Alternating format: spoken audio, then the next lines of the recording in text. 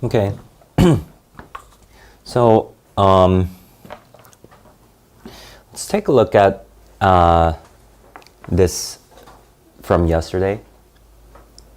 The title is Why Literature Matters. So just going to go over this passage very briefly, the prompt, before we discuss some of the sample essays, okay? So in the first paragraph, it was talking about that contrast, that thing that was happening. So what were the two things that were happening?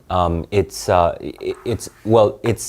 strange thing, which is income rose, right? Income rose, college attendance rose, and access to information also rose, but the interest young Americans showed in the arts and literature diminished. So it's this contrast that sets up the primary argument. I mean, it's not the argument, but it's just describing the phenomenon that is going to be discussed in the rest of the paragraph. I mean, rest of the passage, right? So this is kind of like a setup for the author. He sets this up, and then what happens after that? He mostly uses a lot of appeal to authority. We talked about this yesterday, right? So he dedicates like a huge portion trying to boost the credibility of this survey, right? He doesn't just say according to a survey or according to, sometimes in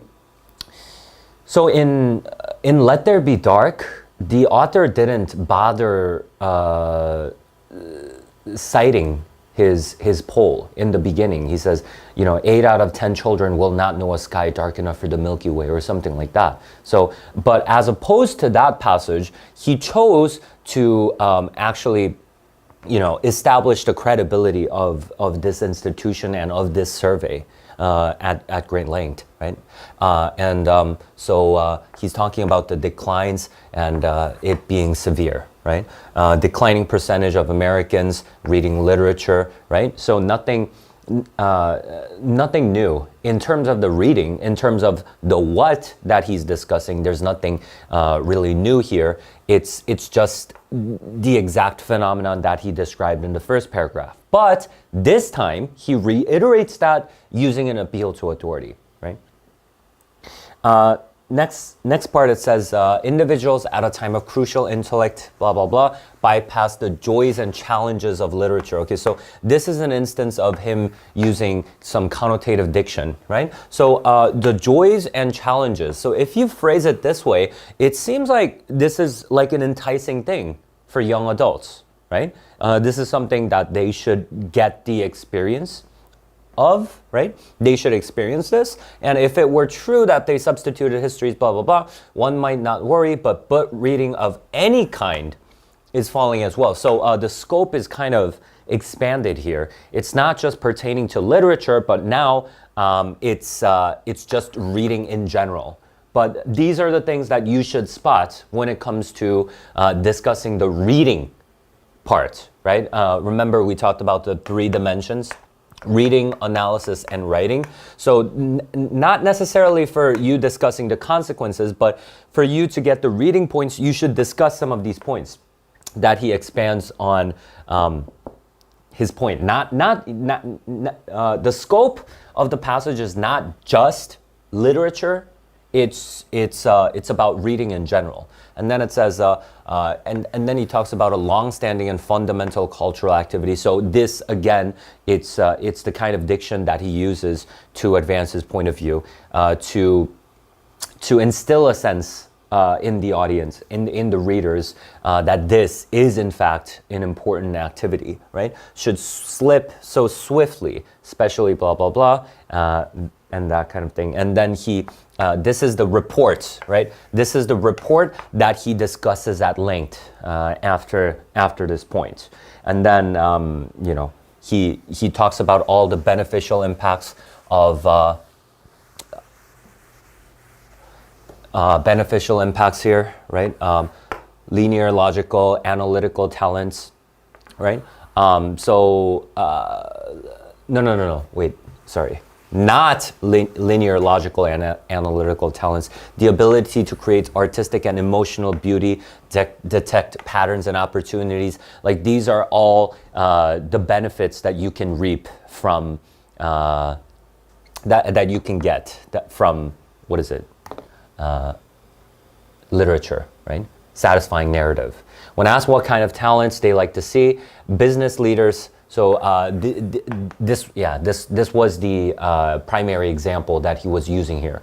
He's saying, well, it's not just like a really esoteric kind of abstract understanding that students get, or it's not something that's so impractical. It is practical. So he's pointing to the practicality of reading, right? Reading literature, you will benefit when it comes to business related skills. And then in the next part, he talks about the civic sphere also, right? Workplace and then the civic sphere. And later on, I'm just skimming through this so we can get to the essay. Later on, he talks about reading is not a timeless, universal capability. Okay, advanced literacy is a specific intellectual skill, so something that should be fostered. He's presenting this as something that should be fostered, and something of a habit, right? It's not something that just happens for a lot of people. This is something that you should actively engage in and take care of, a skill that you should hone, right? In order for you to reap the benefits of this. These are not the qualities that a free, innovative, or productive society can afford to lose. Yeah, I mean, naturally, if you present it this way, if you present like a certain society in this way, this is what we all want, right? Everybody wants a free, innovative, and productive society. But he's saying, yeah, this is something, like these are the qualities, the benefits that you can get from reading are the qualities that this kind of society actually need. Right? So it's something that's necessary for this kind of society. An ideal society which we all want, right? Okay. So before we look at model essay, I want to take a look at some of your essays. Okay. Okay. So. All right, so I'm not gonna say whose essay it is, and please don't be discouraged to write just because I'm using your example here, because like it's good. We need to look at. I mean, you get a different perspective if we're talking about if we get to talk about what other people write about. So we'll talk about how we can improve this kind of the essays. And stuff. Okay, so I don't know. I don't remember whose this is, but let's take a look. Okay, so this is a student essay. Okay, so this is a student essay. In this article, Why Literature Matters. Okay, so this is just the intro, so I don't really care about it. I just want to identify what three devices he or she, the student, chose here, and then we'll talk about the body paragraphs primarily. Okay, so. Explains that the decline, explains that, and then here's the main point, right? Decline of reading in America will have a negative effect on society. Okay, so it's just in this article, the author explains main point, nothing wrong with that. You can divide the intro into 2 sentences. You can just say, you can just state the main point first, and then you can identify the 3 techniques or 3 ways. It's okay. Okay, so let's see what the 3 moves that you chose are. Okay, G effectively crafts his argument by using research results. Okay, well we can do that. Juxtaposition. Okay, so it would have been better if you said juxtaposition of something. I don't know what you're going to be discussing, but you can say even just various juxtapositions. Right? Juxtaposition, if you just say one word, this would sound a little bit too empty. So I would suggest you use the word various or something like that. And eloquent diction. Okay, so this is something that I would not use though. Okay, eloquent diction. What's the difference between eloquent diction and not so eloquent diction? Okay. Well, why are we talking about eloquent diction? Because these should serve as devices. These should have a certain effect on it, right? So I mean, it's kind of I mean, it's not ideal that you would say eloquent. I mean, you can say, I mean, the most commonly used one that I would suggest is just connotative diction, right? Because when you're gonna discuss diction, you're always gonna be discussing the connotations, right? You're not just gonna talk about the denotative meaning. You're not just gonna talk about the meaning at the surface. You're gonna be talking about the deeper meaning, the nuances behind the dictions, right? So rather go with connotative diction here, okay? All right, so let's take a look at the first paragraph. So the first paragraph is probably going to discuss research results. Okay, so I did not get a chance to read this yet, so I don't know what you're gonna be talking about, and I don't know who it is, but something that you should avoid, okay? Something that you should avoid when discussing research results is this, okay? So, I mean, what's the most common effect when it comes to research results? We talked about this, right? Research results, it's something that you can't deny. It's something that's based on facts, so something that's very hard to argue against, which is logos, right? But a common trap that you can fall into is just say, hey, we're supposed to discuss the consequence, right? Okay, so what's the effect? What's the consequence? What's the impact on the readers that the author is seeking to have when he uses research results? What is it? What's the effect? The effect is, I mean, logos is an appeal to logic, which, and if you use the research results, you can say, it's an appeal to logic, or you can say it boosts credibility, or something that you can't argue with, right? Substantiates. That's not enough though, if you just say that. Why? Because you need to discuss the parts that are very specific to this passage. What's the effect of that specific research? You need to discuss that, right? You can't just say, in very general terms, okay, here's an appeal to authority, right? Here's an appeal to authority, and what it does is it boosts credibility. Yeah, it does, but you need to discuss that in a very specific context. You can't just use like a general, vague word and expect to get analysis points. That's not, I mean, at best, if you use words like that, you're gonna, even if you rephrase that over and over again, you're only gonna get like 3. Okay, you won't get a 4 on that. I mean, and the combined score of 6. Maybe you'll even get 5.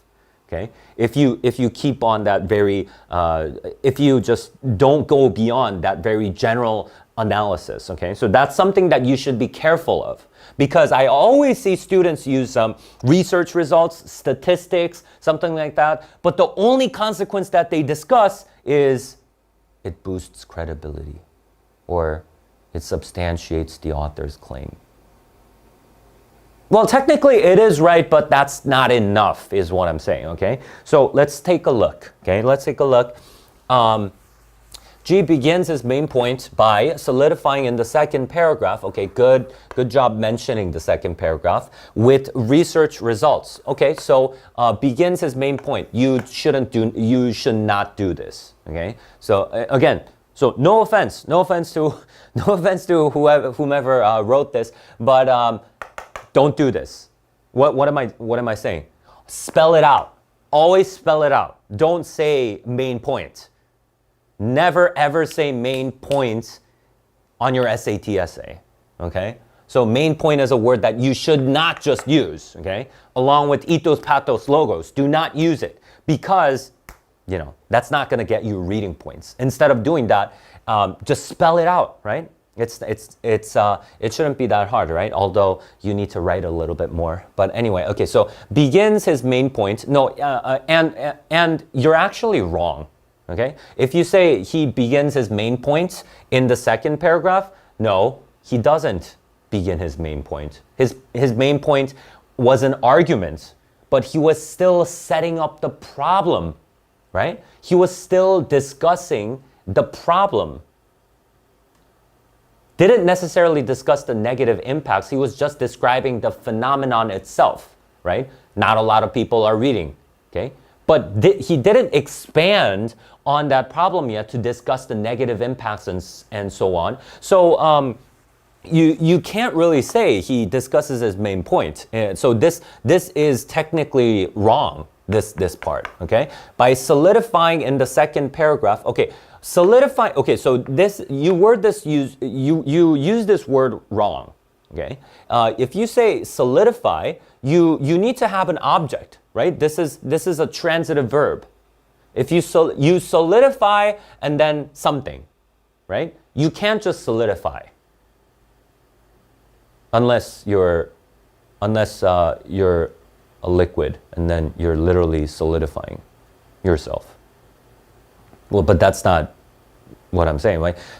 You solidify an argument, you solidify the foundation, whatever, right? Well, so whatever needs to follow after here, but by solidifying in the second paragraph with research results. But anyway, you mentioned this here. One option that you could have done here, another thing that you could have done is you could have rephrased this, research results. You could have rephrased this and you could have discussed it in more detail. Okay, so what you instead of saying research results, you could have said empirical data or something like that. Empirical data concerning and then whatever that research result was about. You can actually go into detail on that. And then it says this coincides.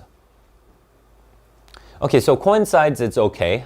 This coincides with the vague claim. Okay, so no, wrong, okay? Do not use the word vague ever. Why? Because it has a negative connotation. You don't want to bash on the author, okay? So your essay should be how well this person wrote this essay, okay? I mean, you might feel like it's not the best passage, right? I feel like that a lot of times too, right? I feel like some of the prompts are really poorly written. I mean, not really poorly written, but they have their own flaws, but you can't just do that, okay? So vague has a very negative connotation, so do not use a word like that. Instead, you could have just said a general claim, right? If you really wanted to, but even that somehow hints at a negative connotation, so I don't want to do that. So this coincides with the vague claim G makes about American arts during the quarter century in order to show, well, technically, logically, this is wrong also. So basically what you're saying in the sentence is that coinciding, that coincidence, those two things happening together, it's mentioned in order to show his audience the validity of his point, which is not why he coincided those two things. You can't say the purpose in him coinciding those things is to show the validity of his point. I mean, you can say the research results solidifies the validity of his point, and even then it would be a little bit too vague. Why? Because here, which point? Which point? You need to specify, okay? So you can't just say his point. You know what I mean? Okay, so you need to spell it out. So spell this out. He first cites the blah, blah, blah, blah, blah, blah, blah, which shows that art participation, blah, blah, blah, blah, blah. Okay, good. So you just quote it here. So this sentence is just a quote, right? Okay, good. So far, I don't have any substance. I don't have anything. You're just discussing the reading. Yeah, so you are getting reading points by demonstrating that you do understand the passage. So far that, but any analysis, not yet, okay? By, okay, good, you did this, right? By verb inging the survey results, okay, good. But mentioning is a little bit too neutral, right? So what I would do is I would use a word by utilizing or by the strategic placement of the survey results towards the beginning of the passage or something like that, right? Something that can actually go where, some wording with the directionality instead of just saying mentioning. I mean that's too neutral, right? By mentioning the survey results, G boosts his credibility. Okay, so something that I was afraid of, okay? Something that I was afraid of, yeah, okay, so boosts his credibility as he shows that his previous claim of art interest among blah, blah, blah, blah, blah is diminishing, right? So this sentence just feels like you've unnecessarily lengthened this sentence to make it sound like it is of substance, but actually all you're saying is he boosts his credibility to support his previous point, which is, I mean, it's technically right. Technically, it's right, but it's too general and you're not going into much detail. Let's see if in the next sentence you pick it up from there. This can convince the reader. Okay, good. Okay, so I mean, I didn't read it, but so far it sounds okay. So it sounds like you're expanding on that. This can convince the readers that G's argument is correct. Why? Like, okay, so basically it's the same thing. You just stated the same thing without going into further detail, right? I wanted to see something like a reputable organization, right? I mean, so if you use a word like this, by a reputable organization, and the specificity of the scope of the report or something like that, right? So something that hints at how does it actually boost credibility, right? You need to explain that bit, right? I mean, you know, it says a 2002 survey of public participation in the arts, right? Okay, so I mean, this whole thing, it's like a very specific study, like for a very specific year. So the specificity, I feel like, oh, okay. You know, it's not just like some kind of vague study. It's like an actual statistical measure of this. So you can use, I mean, you need to demonstrate that point really clearly. You know what I mean? Is correct and eliminate potential doubt. Potential doubt that what? Okay, so if you really want to say this, expand on this potential doubt because, I mean, I know, I mean, I understand what you're trying to say, but this is, it's insufficient, right? So potential doubt about what, okay? Well, what potential doubts can it have? Well, potential doubts, because in the first paragraph, it sounds like his claims are unsubstantiated, right? If you take a look at the first paragraph of the essay, he doesn't necessarily mention any factual evidence to back his claim up. He's just talking in a very general manner, and we don't know who this guy is. We don't know if he has the expertise in this area and that kind of thing. So you can address all of that, right? So he makes up for his seeming lack of expertise by referring to a reputable organization, and the specificity of the scope of the study boosts the credibility of his claim that this phenomenon of the decrease in the readership is in fact true. So something like that, right? So you want to be very, very, very specific. Always be specific, okay? And you always want to tie that into that specific research. You don't want to just use like a blanket statement saying, okay, it boosts his credibility. Okay, I guess if you want to start off with that general point and use like a short sentence to just start it off, that's okay. But don't think that that's enough. Okay. All right. So let's go to the next paragraph. Okay. So in this paragraph, what did you say you were going to discuss? So in the first paragraph, you say, okay, so it's going to be that juxtaposition paragraph. Okay, so let's see what kind of juxtapositions you use. All right, so let's take a look. Is further propelled. Okay, I like this. Okay, I like this word choice. Nice job. Okay, so this is good. Further propelled by the use of juxtaposition. What? Of what? I mean, you kind of need to specify here.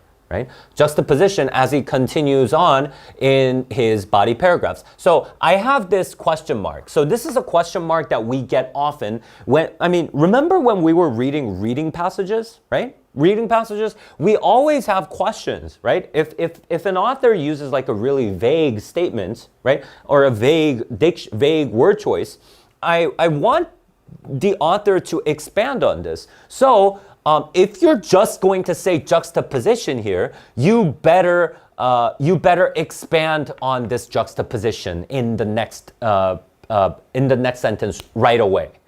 Okay, so let's see if that's the case. G emphasizes both the significance of reading. Okay, no, you don't, right? So I don't know what you mean by juxtaposition. It's not sufficient that you just say juxtaposition. I need you to say, okay, juxtaposition of, is it a juxtaposition of various nouns? Is it a juxtaposition of a juxtaposition of contrasting ideas within different paragraphs? Like, I don't know what that is, right? So, okay, so let's take a look here. He emphasizes both the significance of reading and the consequences of being unable to read. It would have been better if you actually used some quotes here, to use the very specific wording that G actually used in the passage, instead of just using a blanket statement here. Again, this is another example of you not expanding on this point, right? I mean, you just use instead of actually talking about the points, you use the word. You opted out to using the words significance and consequence, which is too vague.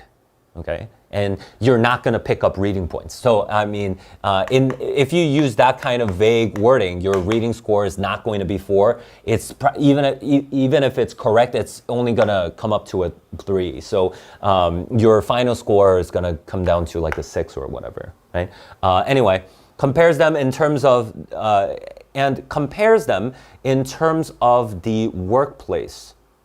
Okay, let's see what you're talking about. So you should expand on this also, right? When writing about the importance of reading skills in the workplace, G cites a study. When asked what kind of talents they like to see, blah, blah, blah, blah, blah, business leaders consistently said imagination, creativity, thinking at the blah, blah, blah. Okay, so you quoted this part. Well, the thing is, it's not, well, was it a study? I think it's a report, but anyway, I'll let this go. Okay, and then using this information, okay, so verb ing, G then sets up the following. Okay, so I was expecting you to actually expand on this, right? So what's the consequence of discussing this, right? Imagination, creativity, and high order thinking at the top. You could have used the next sentence to discuss something like this. These qualities are all related to literature reading, right? It's all related to reading. It's a skill set that you can foster using reading as a tool, right? So he makes that connection by talking about business leaders set these things. They prioritize these kinds of qualities in their candidates or something like that, right? So you could have made that connection pretty explicitly, but you didn't, right? Using this information then sets up the following to establish the contrast. Okay, so let's see you make the contrast. Okay, complain that local schools inadequately taught. Okay, so there is that contrast. Then, okay, so what does this contrast do? What does this juxtaposition do? Juxtaposes the benefits of reading skills. Well, okay, you didn't make this connection. You can't say these are benefits of reading skills yet, because you didn't make that connection. Do you know what I mean?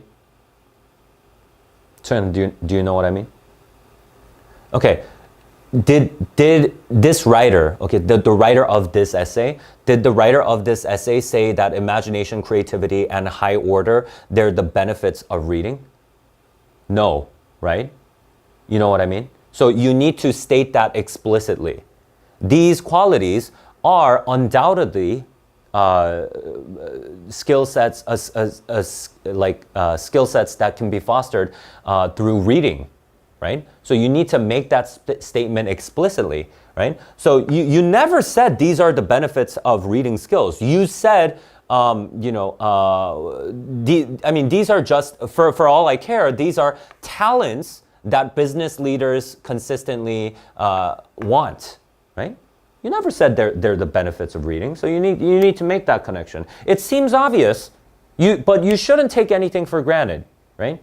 Okay, and disadvantages of lacking them. Okay, no, this is just wrong actually.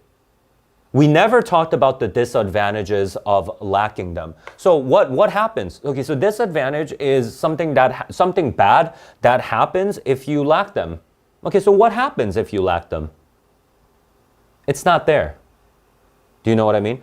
I mean, local schools inadequately taught reading comprehension. Okay, so what's the disadvantage of that? You know what I mean? So you did not discuss the disadvantage. I mean, this is not the disadvantage. Okay? So, I mean, it's not the disadvantage, it's just the lack of reading comprehension teaching. Okay? To highlight the reasons why the decline in literature is a serious issue. So you did not make at all this connection. I don't see why this is a serious issue. I mean, I know from the passage that it's a serious issue, but you never explained that fully. Okay, so your reading score would suffer here, and along with that, I don't see much consequence discussed here. Okay. So probably you made that connection here. I'll take a look here. The juxtaposition provides two opposing aspects for the audience to consider, so that all sides of literary skill are what? Huh?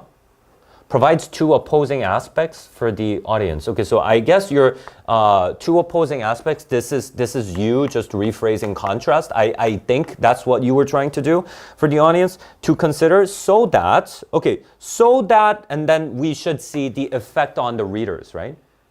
So what's the effect on the readers? All sides of literary skills, this is just wrong, right?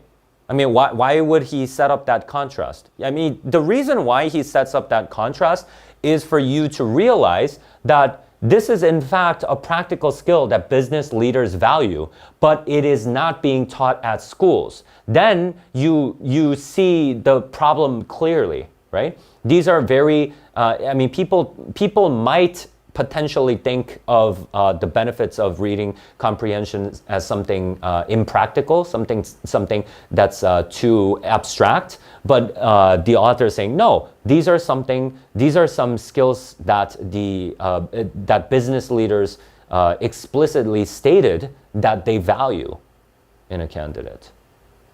So you should be discussing that here. Okay. All right. So next part.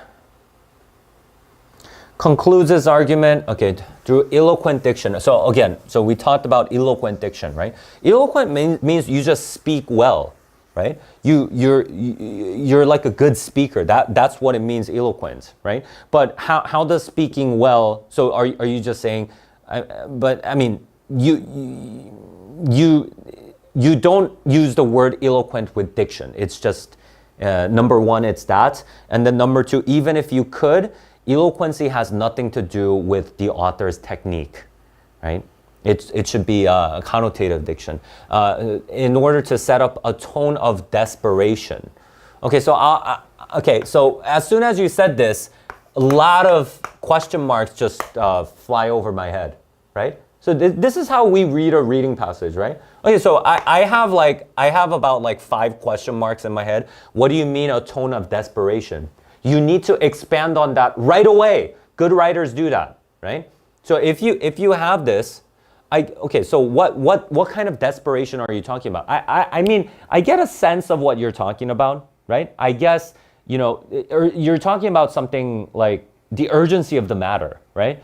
How urgent the problem is. That's something that you wanted to get at. I think that's the case, right? But if you just say desperation, I don't know what you mean, right? So diction in order to, why don't you say in order to underscore the urgency of the matter? And instead of saying the matter, you could urgency of the lack of reading, the lack of proper reading comprehension education in schools or something like that, right? And then it says, despite his heavy use of evidence, G decides to create an emotional tone. I wouldn't say despite, right? Despite is just saying, even though something happened nonetheless, right? And like, even though something happened. But is there a rule stating that if you use evidence, you shouldn't use emotional words? There is no rule, right? He's not breaking any rules. So instead of saying despite, why don't you just say along? Along with this, and don't say heavy. This, like something that can hint at a negative connotation, don't use it. So I would rather say something like, along with this extensive use of evidence, G further brings his point home by, I wouldn't say points, but I'm just, you need to elaborate on the point. Further elaborates on his point. Further brings his point home by using connotative diction, by the use of connotative diction. Okay? And then it says, decide to create an emotional tone, highlighting, okay, so you can't do this. Why are you talking about tone? I thought you were going to be discussing diction, and that's what you said in the intro. But now all of a sudden, we're just shifting to tone here, right? So if you were going to discuss tone, you should have made that pretty obvious, okay? For the graders, right? They're really tired people. They're really tired when you're grading your essay. They just want to get over it, and they'll take points off of you if they don't like what you're doing. So don't get on their nerves, right? Highlighting the state that America will become if it does not reverse its disinterest, right? Disinterest in literature. Okay. Instead of saying reverse, why don't you say revive? Revive seems like a better word here, right? Revive its disinterest in literature, right? Okay. Well, okay. So still, so now you better explain it. Okay. So how does he revive his tone? How does he use that emotional tone? Okay. Let's take a look. But the thing is, I would never use the word emotional in my essay. I wouldn't use the word logic. I wouldn't use the word. Logic. I would use. Because sometimes logical comparison and stuff like that. But emotion and authority, ethos, pathos, logos. I don't want to use those words because those words force me to not explain things in detail, right? If you say like, oh, it carries an emotional weight. Well, what does that mean? What does that mean it carries an emotional weight? What does that mean it creates an emotional tone? What are you exactly talking about? You need to be more specific. But if you use these kinds of words, it can potentially stop you from going further. So okay. So he states that as more Americans lose this capability, nation becomes less informed, active, and independent-minded. The words, you're trying to explain it. So let's see what you do here. The words informed, active, and independent-minded are strong words. Okay, strong words that define the character of a person. Strong words. What do you mean strong words? I need an elaboration on this. Why are these strong words? I don't understand why they're strong.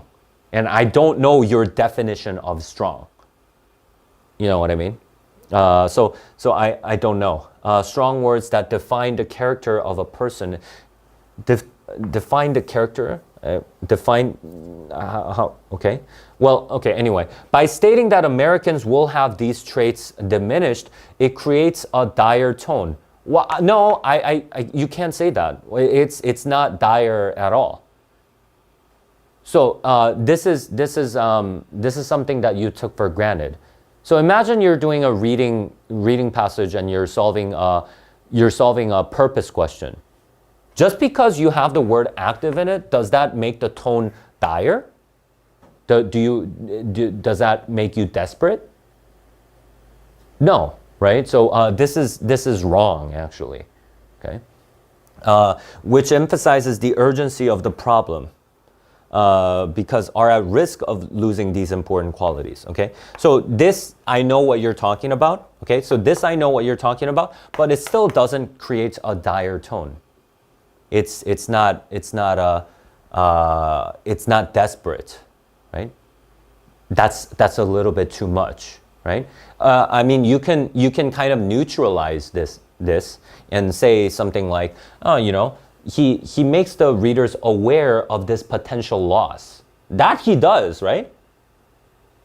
I mean, these are some positive qualities that would be like a huge loss for the Americans. So you can say that, but it's not desperate at all. You can't say that. Okay. This is finalized by G's last words. These are not qualities that a free, innovative, or productive society can afford to lose. Okay? Yeah. So, this is good. Like this, and along with this, you can say, you know, that thing I talked about. So instead of just desperation, you could tone it down a bit because it's not desperation that's sensed out of here. Okay? So it's good job. Okay? Good job.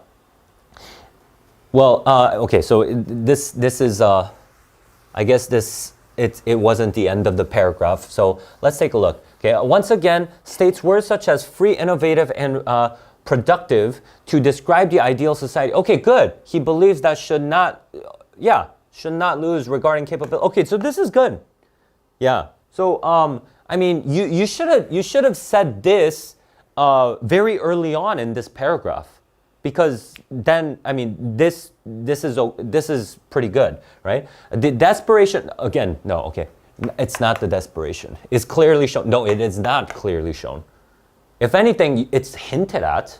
But even then, I would argue that no, it's not desperation. It's not hinted at all. You can't infer desperation from the word active. Just because we can potentially lose these active quality, I mean these good qualities, does not indicate it doesn't mean desperation. Okay, so you can't do that, and you will get analysis points off if you do that. Okay, so clearly shown to the readers and creates an emotional impact. What does this mean? What emotional impact? Okay, so you need to, whenever you say emotional impact, you need to discuss what it is, right? What are they feeling? Just lay it out, right? Just lay it out. Like I said, you know, these are some positive qualities that any ideal society would value, and the loss of them will surely be felt by the readers. And the author is trying to convey that, right? I mean, that's the feeling that he's trying to say. You can't just use the blanket statement emotional and get away with it. And it's not urgent. You can't say it's urgent. May convince them that they want to keep their free blah blah blah blah intact from disaster is this is pushing it, right? So you did not mention any words that can hint at a disaster or hint at urgency or can hint at desperation. So that is wrong here. Well, anyway, okay, good job here. I mean, okay, so it seems like I just bashed your essay, but but I mean, I need to, right? I should talk about the bad things that you're doing, and I didn't talk so much about your grammar. Okay, whoever I don't think it's here. I think it's one of the people online, but yeah, I'm not saying your grammar is perfect either. So but for grammar, we can talk about that individually. But I can see that you try to use some of these sentence structures that we talked about, so that's good. But always remember, you should be very you should always have that weight on your shoulder to explain the consequences. When you're writing the essay, like if you have to choose, you shouldn't really be discussing what the passage is talking about. You should be talking about you should be talking about the how and what consequence it has. Okay, sorry. 그 렌즈는 방금 왜 하신 거예요?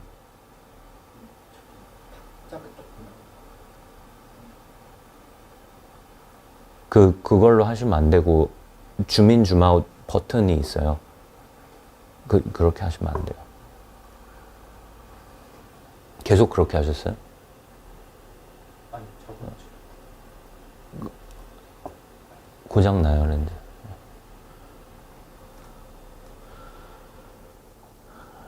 Okay.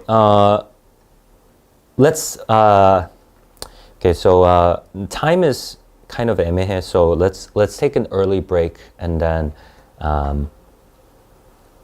No, actually, let's not take an early break. Let's take a look at another one.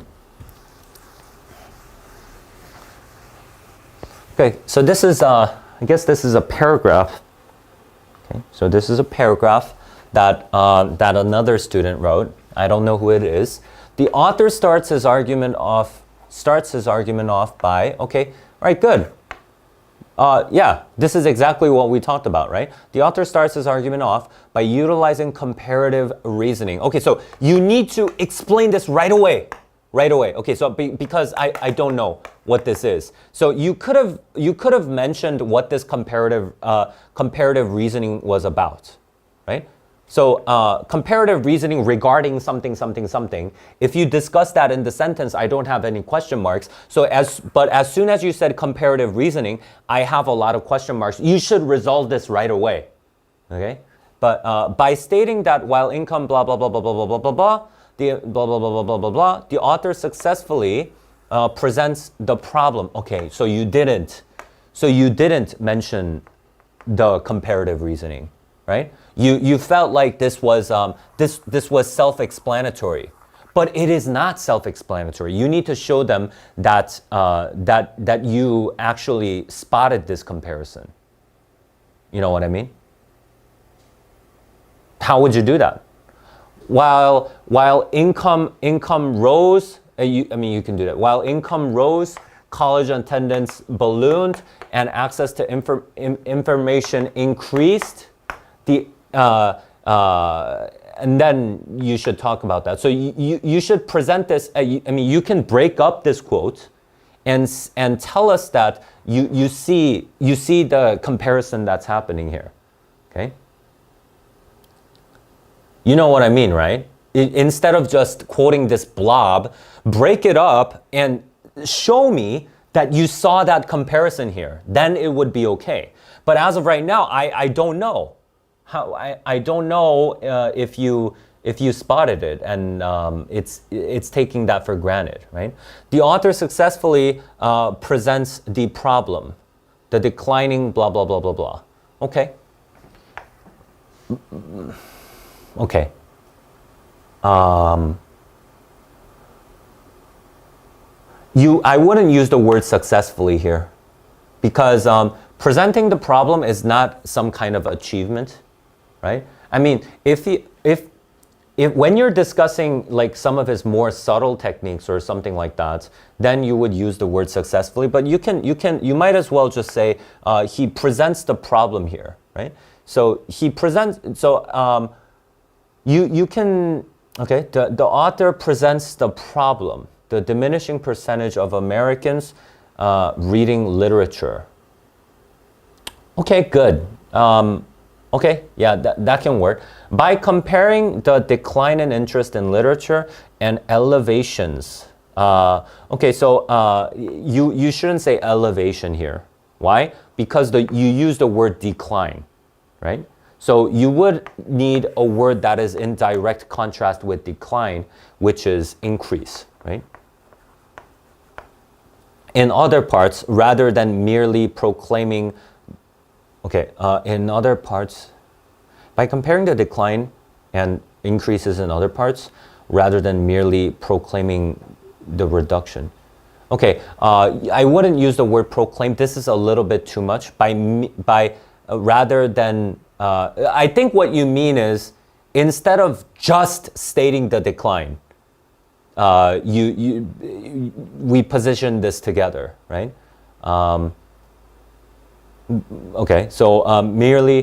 Merely, I mean, just use the word stating. I mean, it's not, to proclaim something is like a very strong word. Like that, I mean, it's almost as if you're yelling it out. That's what proclaim is, right? The reduction, G challenges the readers to acknowledge and consider the complication more seriously. This is wrong, okay? This does not, I mean, this is not a consequence. If this were a reading purpose question, you would get this wrong, okay? Well, I mean, you can, I mean, what's the impact of having things side by side and comparing them? So he's saying like all these different things, they increased, but on the other hand, there was a decrease in reading, right? So what's the impact of this? So what you're telling me is G challenges the readers to acknowledge and consider the so probably you mean problem, right? Complication is something that's become more complicated, right? But I don't see anything that's become complicated, right? 복잡해진 거? No, I don't see that, right? Consider the problem more seriously. Well, when you see this, is your immediate reaction, oh, I should take it seriously? Is that what a comparison does?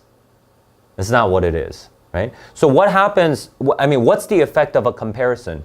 You can see the contrast very clearly. Like that's what that juxtaposition is. That's what that comparison is, right? So what the author wants to get at here is although these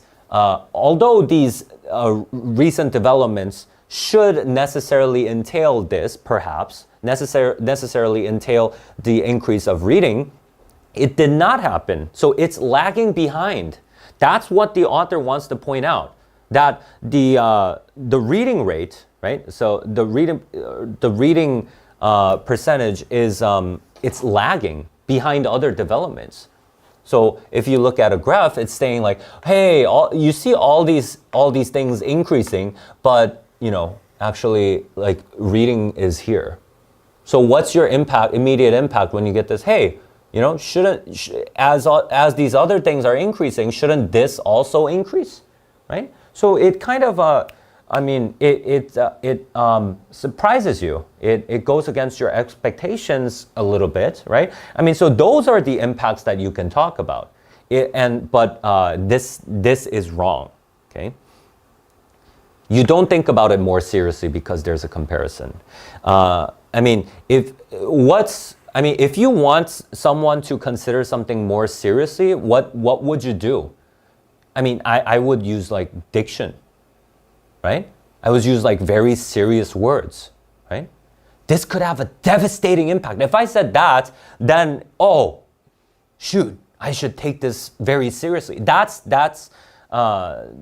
what people do when they want when they want readers or someone to take things seriously.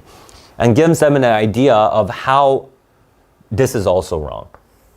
Gives an idea of how they should assimilate the troubling issue. So basically what you're saying is, because we have this comparison, we know how to, I wouldn't say assimilate. Assimilate is make something similar, right? How they should resolve this issue. It's I guess what you were trying to say, but that is wrong. When you see this when you see this comparison, do you get an idea of how, oh, okay, this is how we should solve it then? Is that what immediately pops up to your mind? If so, you would be a genius if you just looked at a comparison and you just thought, I know now how to solve this. Okay.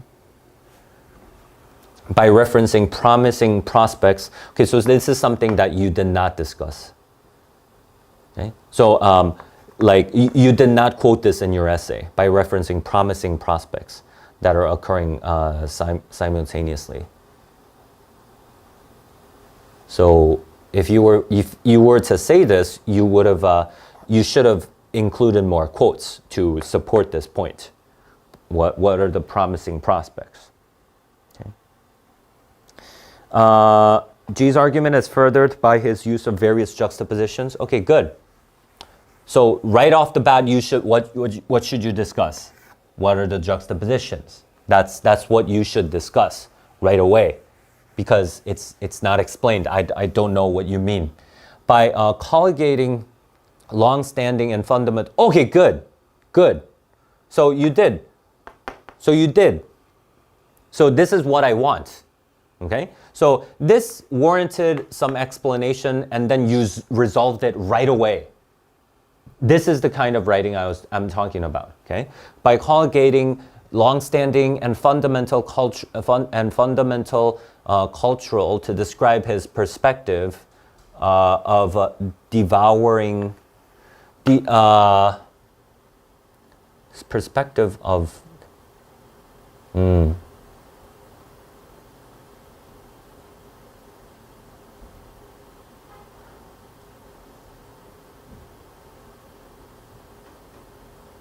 Okay, I think we need to kind of discuss this because I don't know what you were intending to say.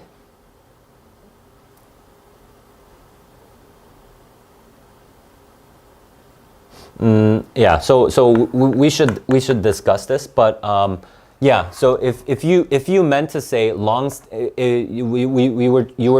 author was trying to juxtaposition long-standing and then fundamental cultural. Yeah. Okay. So that was good. Okay. The author attempts to conjure. Okay. So conjure, never use conjure. Okay. Conjure conjure means summon, like kind of like bring up, like a ghost or something. Like you conjure an image in the reader's head or something like that. But conjure attempts to conjure the readers that, just convince the readers, right? Convince the readers that he deems perusing written works as positive. Okay, this sentence is way too vague, and I don't know what you were intending to say here. So we should discuss this. By doing this, he develops. Never do this. Okay, but this is a chance for you to rephrase, right? Instead of saying by doing this, you can say by utilizing and then blah blah blah, some rephrase of a sort. He develops his argument that since perusal of writings is considered favorable, kind of reading will induce an adverse. No. You can't do this. Okay. Adverse impact on the community. Why? Well, where's the quote to support this? Adverse impact on the community. The only things you mentioned is long-standing and fundamental and fundamental cultural. So I don't know how you got to this conclusion. Okay.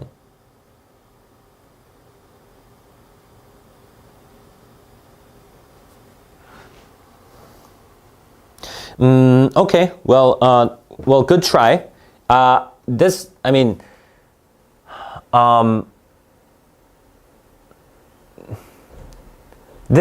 Just keep writing paragraphs, okay? So keep writing paragraphs, and remember that you always need to make certain connections. So you don't want the reader with a bunch of question marks in his or her head, okay?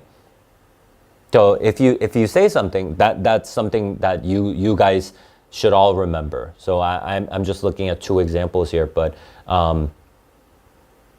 whenever you think somebody's not going to understand like a vague term that you use, you need to explain it right away. That's the very, very basics of writing. Okay? You don't want that question mark lingering in the reader's head. Okay, good job. And why don't we take a break and we'll come back and take a look at another, not another example, we'll take a look at some new ones, okay?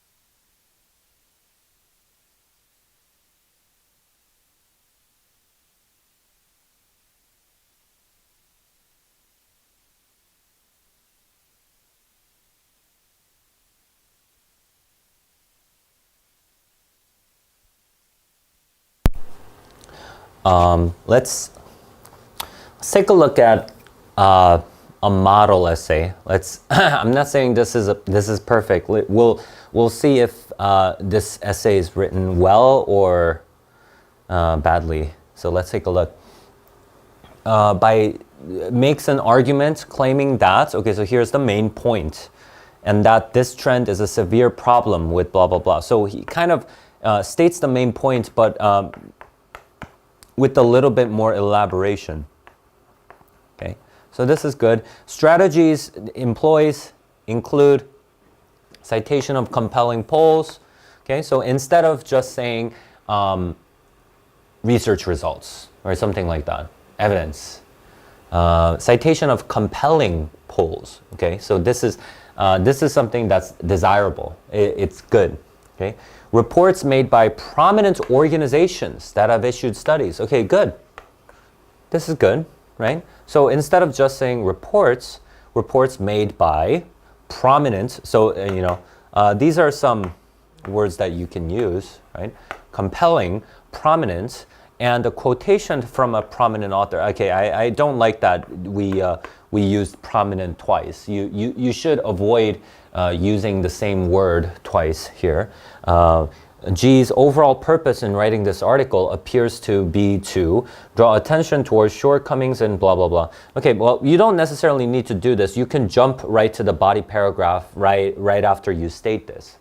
It's okay, but I guess he wanted to explain this a little bit more. His primary audience would be, okay, so yeah, whatever you want to do. I mean, but for you guys, I wouldn't waste time doing that. Okay, I wouldn't waste time discussing all of that. I mean, as long as you just describe the 3 points that you're going to be expanding on, that should be good enough. Okay, so let's go to the first paragraph. It says, in his introduction paragraph, employs a distinct contrast. Okay, yeah. So this is something that we talked about before, also, right? Some of you wrote about this also. So because that's the only thing that stands out in the beginning, right? Okay, so distinct contrast with several listed positive changes in American life, such as increased college attendance. Yeah, so you see this? So he says distinct contrast, but elaborates on it right away, right? So what are those? What is the distinct contrast? Several listed positive changes in American life. So instead of just quoting it, he chose to rephrase it, and this is what's going to show your understanding of the passage. So this is good. It's really good, okay? Such as increased college attendance and increases in income. Yeah, so instead of just quoting it, it's paraphrased here. So it would serve as a quote. Right? With the focus of his article, the fact that the interest young Americans show in reading has declined. Okay, so this is just a topic sentence just saying, hey, uses a contrast. What is that contrast? The contrast is this. Right? So he basically just has his claim and his reason. So what do I need? I need consequences. So what's the effect of having a distinct contrast here? That's something that I want to talk. That's something that you should discuss now. This tool is utilized to establish. Okay, so yeah, he jumps right away to the purpose, right? So this is good. I like it. Establish an emphasis on his primary point. Good. Okay, emphasis on his primary point. Yeah, but this is a little bit vague, but by highlighting it as a negative development relative to other changes in American life. Yeah, so it seems like you're doing the writer's doing a very obvious thing here, but it's not obvious. That's what you guys should know, okay? You guys remember us talking about this shoe is bad? Why is it bad? It has holes. You can't stop there. Well, why is a shoe with that has holes, why is it bad? Well, you can get hurt, or it can look bad, or you need to discuss the very obvious things, and it will be this, right? So by highlighting it as a negative development relative to other changes in American life. Okay, so that's a good consequence. This literary tool serves a strong purpose. Not a big fan of this wording. this serves a strong purpose. This tool serves a strong purpose. I mean, you could have just said this literary tool acts as a vehicle to draw the audience. You could have just said that, right? I mean, you don't necessarily need to state serves a strong purpose, right? By the way, this is something. This is an essay not written by someone in this class, anyway. So I don't want to make this redundant. I mean, you don't necessarily need this. This is enough. Acting as a vehicle. This literary tool acts as a vehicle to draw the audience in to the principal issue addressed by the writing. Yes, it draws the readers in, right? You see that direct contrast in the beginning. What's your immediate reaction going to be? Oh, okay, I want to read a little bit more about this. This is a weird phenomenon, right? Like I said, it is a weird phenomenon. All the other things are increasing while this is decreasing. Isn't this a weird phenomenon? Let's talk about this. That's why he mentioned this in the beginning, right? So this is good, right? Although it is short, yeah, it's good, okay? I mean, this is all that you can discuss with if you choose to mention that contrast, okay? So this is good. Let's go to the next part. It says in paragraph 5. G utilizes a synergistic reference. Okay, so synergistic is a pretty good word, one that I also like to use, synergistic, right? So it's saying, I mean, you could use this word a lot when you're talking about juxtapositions, right? So when you're juxtapositioning something, right? So if you say you're juxtapositioning two similar words or two similar sentences, if you're talking about two examples, bam, bam, like that, it's kind of like a 1-2 punch. It's a synergistic. It has synergy, right? It acts together for a certain event, certain effect. So this is something that you can use. Utilizes synergistic reference to two separate sources of information that serves to provide a stronger compilation of support for his main topic. You don't want to do this. You want to expand on main topic, right? Okay, so this is very general. So he didn't quote the two separate sources. So that's what you need to do right away. Right away, you need to do that. I don't know what these two separate sources are, right? Okay, so let's take a look. By citing a quotation, okay, so he does. So this is good. So this is good, right? Like your question mark, it's resolved right away, okay? By citing a quotation from author Daniel Pinks, who states that the blah, blah, blah, blah, blah, blah, blah, blah, blah, or not blah, blah, blah, blah, blah. Okay, so this, I mean, it's all personal preference, but this person likes to rephrase a lot of the quotations and only quote the important parts that he wants to emphasize, I guess. So you can do that if you want, right? Linear, logical, analytical talents, but ones that provide the ability to blah, blah, blah, blah, blah, and to craft a satisfying narrative. Okay, so these are the qualities, right? So these are not the desirable qualities. These are the desirable qualities. Well, basically, this sentence is just quotation. Basically, it serves no other purpose, but it is necessary. You need to do that, right? So this whole thing is just a quote, right? Daniel Pinks says this. That does me no good though, okay? I need to explain what the consequences are of this and stuff like that. G is able to build this point with the agreement of a respected individual. Okay, so here you go, okay? Respected individual. Well, how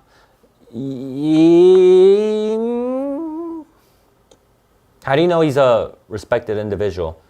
Well, okay, I mean, I guess I'll let it go, but you know, it's really different for every person. But so I don't know how well known Daniel Pinks is. Maybe this guy knows him. That's probably why he can say that. But I don't know. Like instead of saying respected individual, he could say he could use something else, right? By deferring to the judgment of some other authority. outside source, right? So he's an author, so obviously he has more to say than the person who's writing this, Dana Gioia, right? He then immediately follows with the statement that business, but this does serve as a consequence. So it's okay, right? So he builds his point with the agreement of an individual. So it's just saying, this is expert opinion. It's good, right? And then he then immediately follows with the statement that business leaders like to see this. Okay, so again, this is a quote, right? So these two quotes, this is quote 1, this is quote 2. So this is, I guess, the two separate account sources that he was talking about. So now that's resolved, right? This dual utilization of claims. Yeah, okay, so he chooses to rephrase this, right? This dual utilization of claims from two, and this is something that he did well. Okay, so synergistic reference to two separate sources, and then he rephrased that into dual utilization of claims from two separate sources. That's good. Conveys to the audience the sense that the skills built through immersion in the arts are vital to succeeding in the modern workplace. Yeah, this is exactly what I'm looking for. This is the consequence, which aids in logically leading his audience to the conclusion that a loss of experience with the arts may foreshadow troubling results.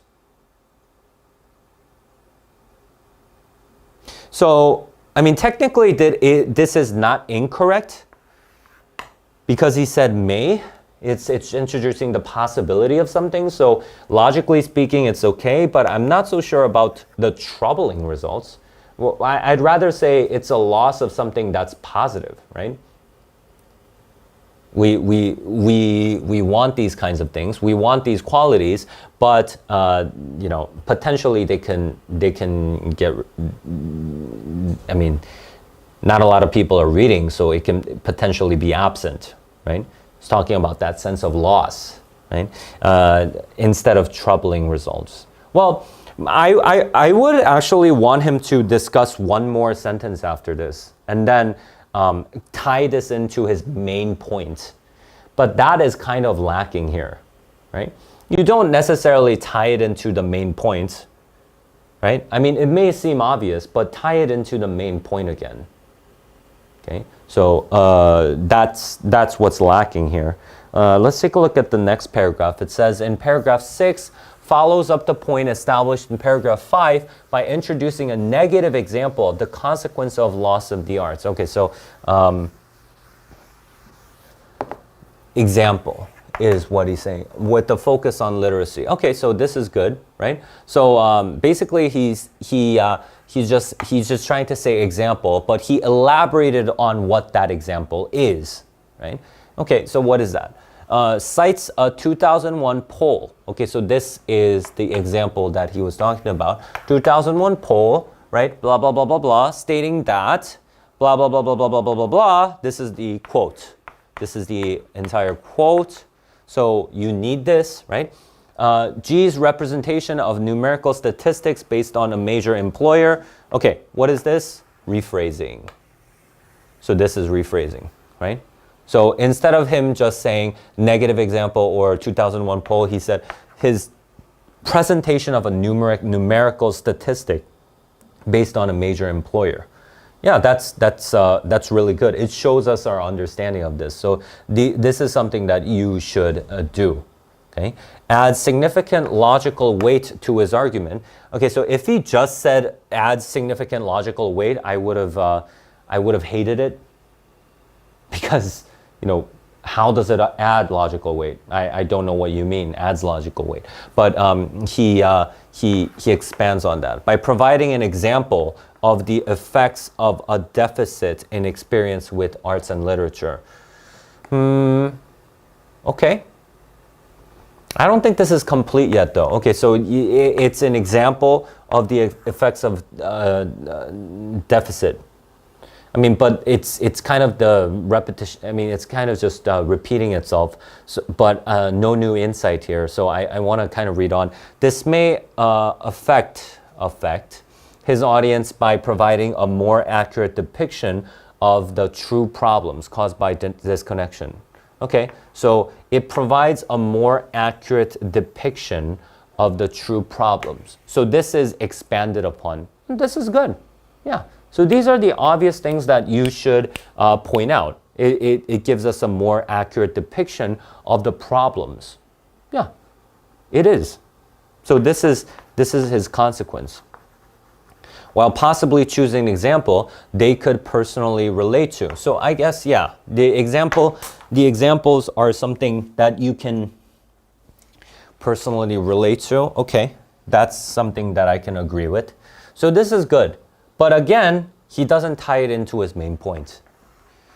So how is that going to work in the grand scheme of things? So where is he in this passage? Like, I mean, yeah, we're at paragraph 6, but what's the role that this is playing in terms of the big picture? You still need to discuss that. Okay, so I mean, if I were to give this a score, like reading wise, I would give this a perfect score, right? And writing wise, like it's also really well written. But for analysis, I would give like a 2 or 3. No, not a 2. Okay, so I'm not so sure about 4. So I mean, like definitely not a 2. But so it would be something like a 4-3-4 or 4-4-4. But I don't think 4-4-4 is going to happen because it failed to tie that into the main points. It didn't talk about the big picture. It was discussing only. It was discussing the effects only on a local level. Okay, so but like writing and reading wise, this was really good. Through that rephrasing, it showed us the understanding of the passage, and instead of just quoting blobs, he chose to expand on certain points, explained it, and that's all good. Okay, so this is a pretty good essay. Okay, all right.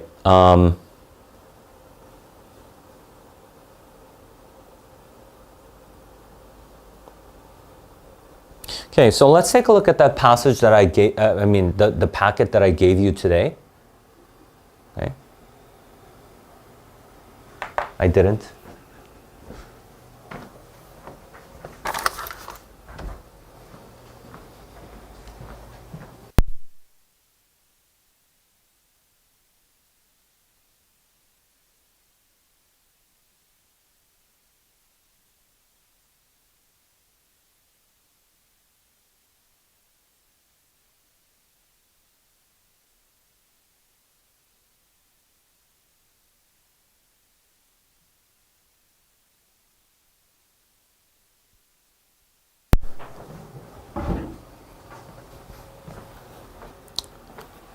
Okay, so these are some words that you can use. Okay, so whenever the author is describing something positive, or he's expanding on a point that he sees is fit, I would use these kinds of words. Okay, so these are the positive words, but these are the negative words associated with the undesirable things that the author doesn't want happening. So the author advises against something like that. The author recommends that we don't do something, or recommends that we improve upon this or something like that, right? So these are the words that you should use for negative situations. Okay. I mean, some words you might feel like, oh, isn't this positive? Yeah, but it's kind of on the neutral side, but I don't know what it is. Like something like argue or asserts, like these words, like challenges also. whenever the author is challenging the audience, he doesn't challenge the audience to think about the positive stuff. He would most likely challenge the audience to think about the negative stuff or something like that, right? Or I mean, actually, if you're challenging the audience, that would be a little bit different. So I mean, scratch what I just said. I would say when he challenges a viewpoint or something like that. So I mean, yeah, challenge, it could be also used in a positive way. I mean, it doesn't really, it's more on the neutral side, but usually if you're directly challenging a claim or something, yeah, that's of course something negative. But argues and asserts, yeah, you wouldn't necessarily argue, I mean, argue that, oh, I wouldn't necessarily argue that, what is that? This is a wonderful thing. You know, it just kind of sounds off. Okay, you should argue that there should be improvements. Yeah, that's okay, right? Because there's already something negative happening. That's when you would argue with someone. You know what I mean? You wouldn't argue, like when everything's all flowery and good, you wouldn't necessarily argue with someone, right? So, I mean, and these especially when the author is using like imagery and stuff, okay? When the author is using imagery, do you think he's going to, do you think, actually, yeah, there can also be some negative imagery, but usually there's more positive imagery happening in the SAT essay prompts. So when you're describing that, you would use the word, he describes his experience as blah, blah, blah, blah, blah, or he details his experience as, you know, something like that, right? And these are the ones that I just use a lot when I'm writing the essay. So I mean, you can try using this. Okay, so if you don't know what it means, if you don't know what the word means, just, okay, look it up. Okay, look it up. And the thing is, okay, never use Naver. Never use Naver dictionary. It sucks. And sometimes it's even wrong. I don't know. Like they just suck so bad. Worst dictionary in the world. Always use Google. Okay. I mean, you guys. I mean, if you were like, if your English was just really bad, I guess you'll have to use a 영안사전. But I mean, you guys really shouldn't be using Korean dictionaries. You guys should always be using English dictionaries, and always look at the sentence before you use that word. Okay, so look up the sentence. At least, I mean, like so. For example, like in that essay we saw earlier, I saw that person use solidify. I mean, if you solidify something. This is a transitive verb. There should be a noun that follows after this. So you can't just solidify. I mean, you need to solidify your position or whatever, right? Whatever, something needs to follow after this. So look it up. Look up the words. See in what context they're used before you try it out, though. Okay. Don't just look at the definition, and especially don't look it up on Naver and then just say and translate it and use it, okay?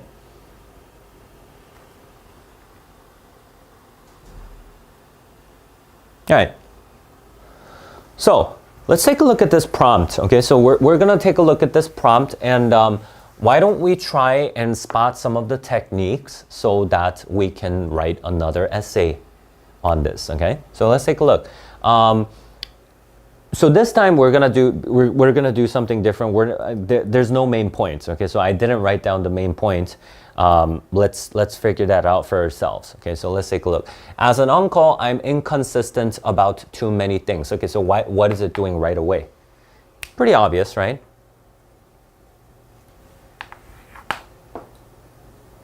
Why would it talk? I mean, as an uncle. Does that, I mean, does that make him like an authority figure? Like I don't know what he's going to be talking about, but if he's talking about like whatever he's going to be talking about, like it's going to be some kind of social issue or something that everyone needs to be aware of, but he's presenting himself as an uncle? Really? Does that give any credibility to him? No. So what is it going to be? It's going to be some kind of emotional appeal or some kind of relatability thing that he's trying to do here. He wants to appear very, I don't know, like approachable, right? Someone relatable in the beginning, right? As an uncle, I'm inconsistent about too many things. Birthdays, for example, my nephew Mark, right? So this guy's just, he's just trying to get across the point that he's like all of us, right? He's just an everyday guy, you know? Like, I mean, I don't know if you guys have nephews, but if, I mean, you know, like who, the target audience for like this article is like, I guess, you know, 30 plus. But I mean, even if you're young, if you're reading this passage written by this uncle, it just sounds relatable, right? You think about your uncle and stuff like that, right? Birthdays, for example, my nephew Mark had one on Sunday, and I didn't remember and send a text until 10 p.m., by which point he was asleep. Okay, so it's just you know, something that happened in his life. Okay, well, all right, fine. School productions too. I saw my niece Bella in Seussical, the musical, but missed The Wiz. She played Toto, a feat of trans-species transmogrification that not even Meryl, with all of her accents, has pulled off. Okay, so this is referring to Meryl Streep, by the way, the really famous actress, right? So he's saying, yeah, you know, I saw my niece, blah, blah, blah. And then it says, but about books, I'm steady. All right, there you go. Okay, so I guess this point is, the point is going to be about books, right? This was just kind of an intro, like just some kind of a humorous account of, like, you know, his nieces, his nephews, right? Yeah, I'm pretty inconsistent, right? I didn't send a text to my nephew, blah blah blah, and this play. All right, I saw my niece playing like this weird, weird character, right?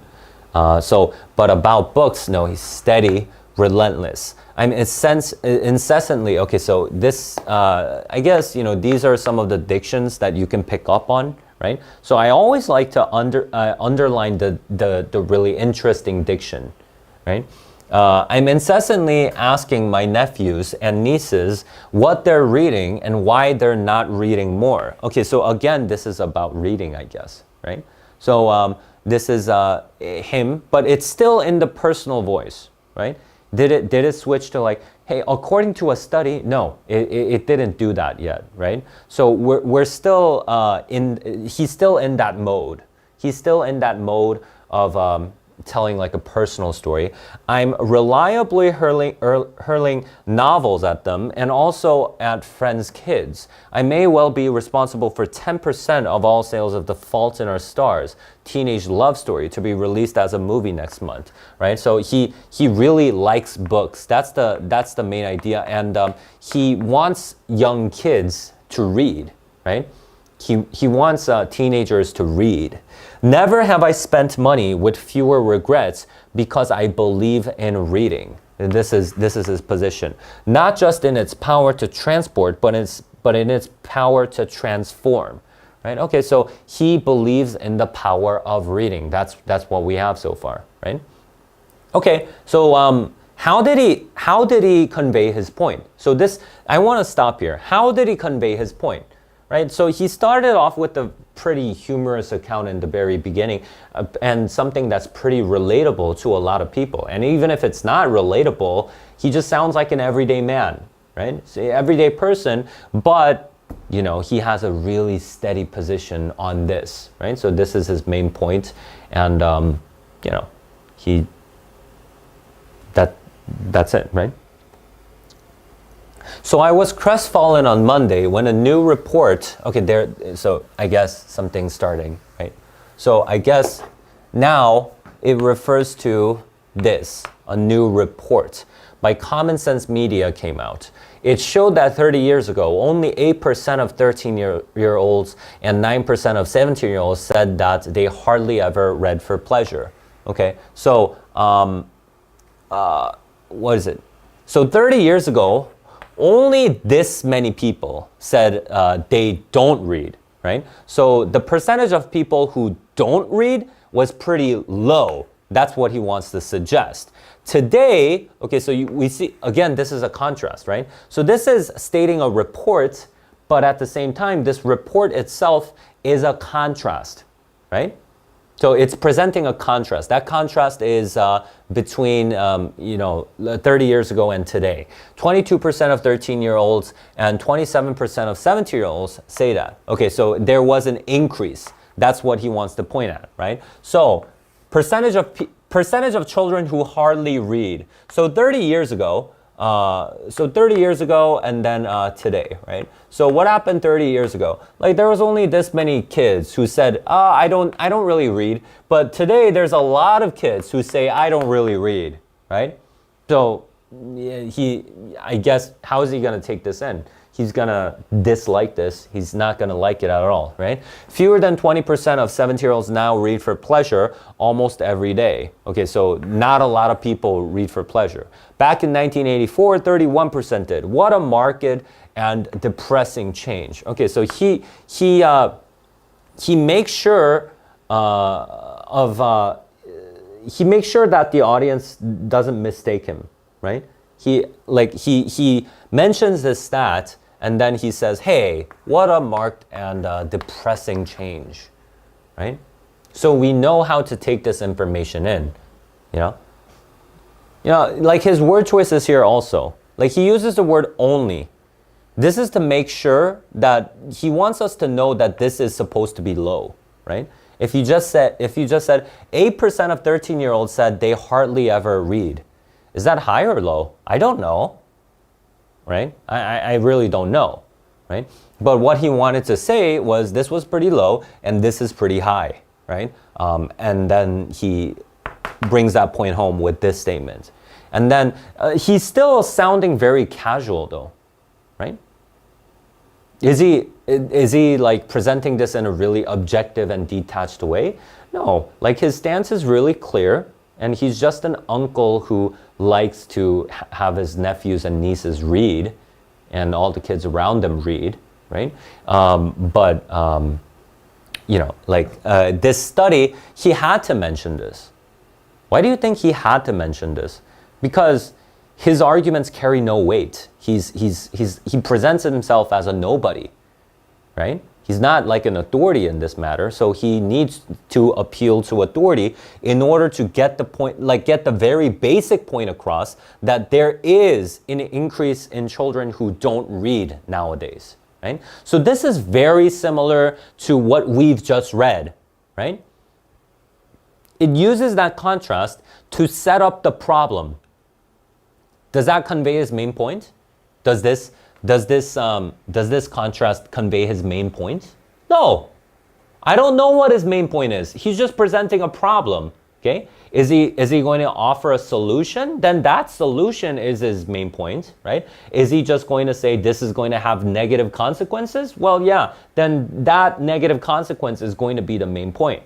Anyway, what I do know is I don't have the main point laid out to me yet, and this study just sets up that contrast, and that contrast sets up the it sets up the argument. It's not the argument, but it sets up the ground. It sets the tone. We know which phenomenon we're talking about, and then it says, I know. This sounds like a Foggy's crotchety lament, okay? Or worse, like a self-interest professional writers arguing for vigorous readings, or dinosaurs begging for a last breath. We're panhandlers with the better vocabulary, right?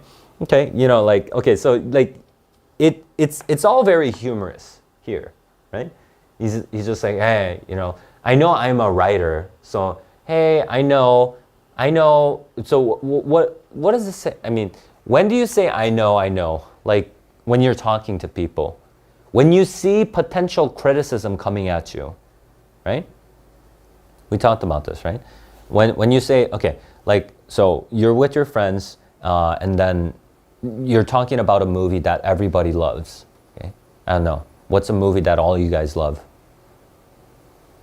Frozen? Is that too young? Oh, you don't like Frozen? What's a movie that okay, I mean, everybody likes Avengers, right? I mean, most people, I would say like, you know, I don't know, 90% or more people like Avengers, right? No? I mean, most people do, right? You can't deny that. Most people like Avengers. So if you say, I don't like the Avengers, you're in the minority and people are going to be like, hey, why don't you like the Avengers, right? So you say, yeah, I know, I don't like the Avengers, and then before they say anything, I know you're gonna attack me for that, but hear me out. It might, and then you're gonna get your point across. But I don't know what his point's gonna be yet, but he's basically acknowledging that potential counter-argument and potential criticism, saying, yeah, I know I'm a writer who's saying, you know, children should read and whatever, right? And I'm gonna sound like a dinosaur gasping for its last breath or whatever, you know, because people aren't really reading, and that's how I make a living. I have to have people read and that kind of thing. Okay, so let's see what his argument is. But I'm coming at this differently as someone persuaded that reading does things to the brain, heart, and spirit that movies, televisions, video games, and the rest of it cannot. Okay, so here, this is his main point, I guess, right? Like, so he's saying, okay, there's a decrease in reading, but there's a benefit to it. So he's saying, hey, I'm going to be discussing the benefits, right? So, I mean, the primary thing that I see in this paragraph, I mean, in this passage so far, the thing that stands out the most is his casual tone, right? It's very casual, right? It sounds like, you know, you're really talking to your uncle, right? So what's the benefit of having like that informal tone to it? Well, it's not like some writer preaching at you guys, right? It's not like someone saying, you know, like, I read like 10 books a week. You should do it too. Well, it sounds like you're kind of out of touch with us. It seems like you're just like a different person. But he's not a different person, right? He's just someone around the corner, someone that you can see in your neighborhood, right?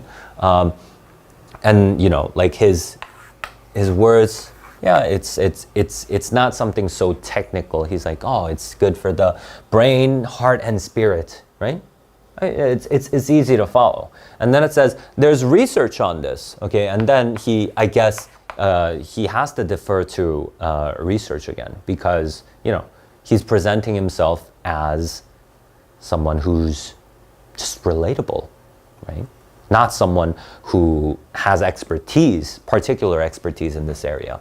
There's research on this, and it's cited in a recent article in The Guardian Day by blah, blah, blah, who wrote that after blah, blah, blah, blah, blah, blah, 3 years interviewing psychologists and neuroscientists around the world, he'd concluded that reading and intelligence have a relationship so close to be symbiotic. Okay, so, you know, he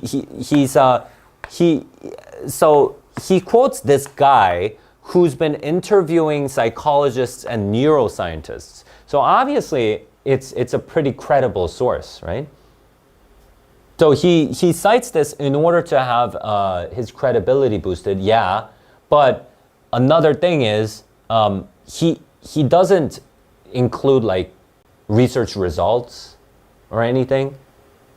It's very easy to understand. That's something that you should know. This passage is written in a way that it's really casual and easy to follow. That's something that I see over and over again, like in all the paragraphs that I've been reading so far, right? So that's potentially something that you can discuss. Its tone, how the tone is so successful, right? In terms of smarts and success, yeah. So like, you know, you see what I mean? So he doesn't use words like, intelligence and success. He just say in terms of smarts and success, right? He wants to sound pretty casual here. Is reading causative or merely correlated? Right? Okay, so this is something that we always talk about, right? Remember that fan death thing that we talked about? So he's saying, hey, does reading cause you to be smart and successful, or is it just related to each other? Which comes first, the Hardy Boys or the Hardy Mind, right? That's difficult to unravel, but several studies have suggested that people who read fiction, reveling in its analysis of character motivation, are more adept at reading people too. Okay, so some people who read fiction, they can read people, right?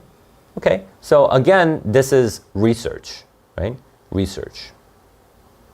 At sizing up the social world around them. They're more empathetic. God knows we need that, right? Okay, so again, he does mention a lot of studies. So I guess this is something that we can use in our essay, right? Because it's like a really good balance between him being casual, but at the same time, he's referring to all these different kinds of research in order to boost his credibility. So that's something that you can instantly spot.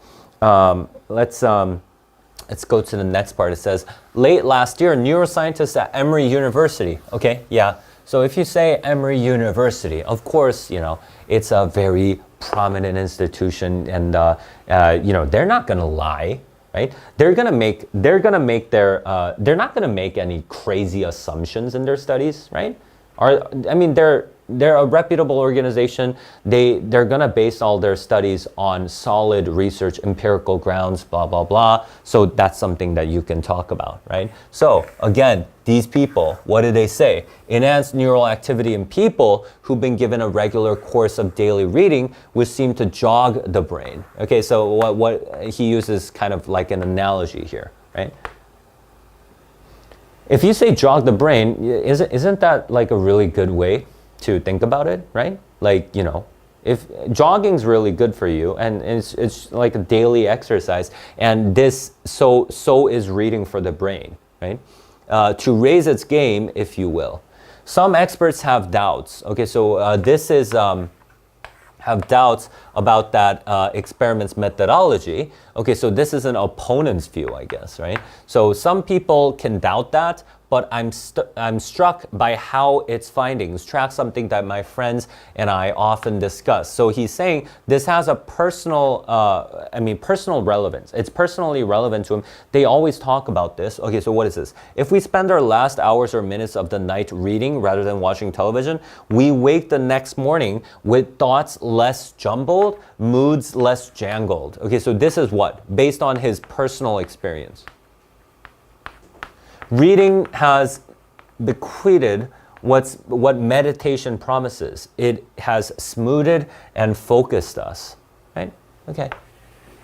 Yeah, so he's saying, yeah, some experts might disagree on this, but I agree. That's my personal experience. If I read if I read before sleep, do you guys read before sleep? You do? What do you read? SAT passages? What do you read? Huh? Not Japanese novel. Okay, fine. All right, let's go to the next part. It says, maybe that's about the quiet of reading, the pace of it.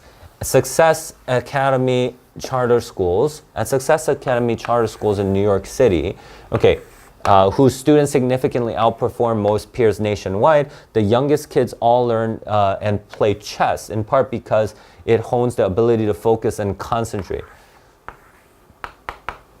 So he's saying, yeah, it's maybe because you're just focusing and concentrating on something, right? And then he suggests, yeah, take a look at these schools, and kids who do the best, they learn chess, right? Doesn't reading do the same? Doesn't reading do the same? And then he uses another guy, right?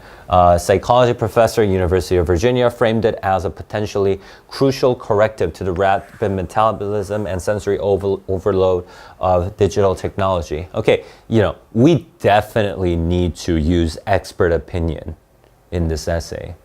If you don't use expert opinion, I have no idea what we're going to use here, right? I mean, yeah, you can say juxtaposition, but even if you say juxtaposition, you can say something. You need to include expert opinion somehow, right? Juxtaposition of many different expert opinions. Yeah, you can say that. Juxtaposition of his personal stories along with expert opinion. Yeah, you can do that, right? But you do need to mention it somehow because it's so prominent in this whole passage. He told me that it can demonstrate to kids that there's payoff in doing something taxing and delayed gratification. Yeah, so in delayed gratification, there's a payoff. A new book of his, Raising blah, blah, blah, blah, blah. All right, so, why does he talk about his, like this book? Yeah, he's saying like, yeah, he's a published author. He's someone that you can trust also, right? Okay, let's go to the next part. Before talking with him, I arranged a conference call with David and Amanda Marcial. Both have written fiction in the young adult genres. So like he's boosting the credibility of these people whose current robustness and cause to rejoice. And they rightly noted that the intensity of the connection that a person feels to a favorite novel, or blah, blah, blah, blah, blah, is unlike any response to a movie.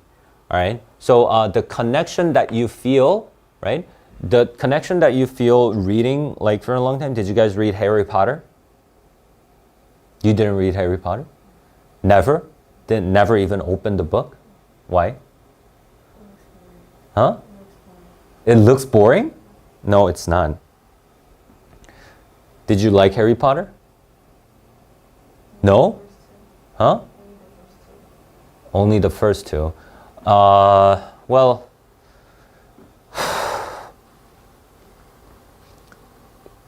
you should. Okay, well, anyway, it's saying, yeah, response to a movie is kind of, it's not much compared to the response, the intensity of the connection that you get from reading like a really long novel, right? That observation brought to mind a moment in The Fault, blah, blah, blah, when one of the protagonists says that sometimes you read a book and it fills you with this weird evangelical zeal, and you become convinced that the shattered world will never be put back together unless and until all living humans read the book, right? Okay. So, like he's also quoting a book, right? So this is a quote. This is like an emotional appeal, right? Is this logical? Is this logical? No, it's not logical at all, right? It's just talking about the experience. And he says, this is something that everybody should get to experience, right? Books are personal, passionate. They stir emotions and spark thoughts in a manner all their own. And I'm convinced that the shattered world has less hope for repair if reading becomes an even smaller part of it, right? Okay, so he ends with a very emotional appeal. So I guess you can kind of discuss this in the third paragraph if you want, because I mean, it's towards the last part of the passage, right? So something that I would write about here, like tone is like a really big thing in this passage, right? So what can we say about the tone? Well, it's very casual. So when you're discussing the tone, in discussing the tone, you can talk about the word choices, you can talk about the inclusive pronouns, we, and then you can talk about his personal personal pronouns. He's talking about I think, me and my friends, I talked to this guy, and my nephews and stuff like that. That also has a personal tone to it, right? And what does that all add up to? This guy's like a relatable guy that we can all agree with, right? This guy's not a bad guy, and he jokes, right? He jokes about himself, and he jokes about a lot of different things, and it's it's not like you're just reading like a boring essay by a journalist or anything, right? So that does it for the tone, and you can also talk about the expert opinion, right? So this is pretty big. expert opinion. So he maintains a balance between tone and expert opinion, right? Because his tone itself is too casual. He always defers to the judgment of other studies and researchers to boost his position, right? To actually bolster his position that reading is beneficial and stuff like that. And at the end, he has that emotional appeal, right? Appeal to emotion at the end. So I guess if you want to write about that, you can do it here. But if you're not so comfortable with that, you can just talk about the diction, right? But I don't know how you're going to do that with, you can't, I don't think you can necessarily keep tone and diction separately, because in this essay, the tone is mostly conveyed through his diction, right?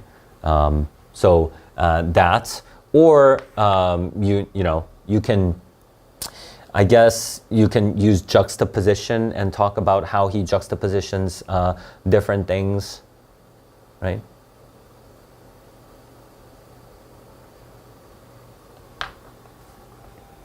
Okay, so for homework, I want you guys to write 3 paragraphs on this. Okay. If you want to write about something else that I haven't mentioned, that's okay. That's okay. You can still do it. But when you're writing, you should. Why don't you guys try to use the verbs that I gave you in the very beginning? So if there's one that you frequently use, you can use that. If you want to try out other verbs, look it up on the dictionary first. I look it up on Google, and then take a look at the sentence also, and then we can then try putting it in your essay. Okay. Okay, so let's call it a day, and it's same as yesterday. If you guys can share your paragraphs to my email, right? You guys all have my email. I'll take a look at it.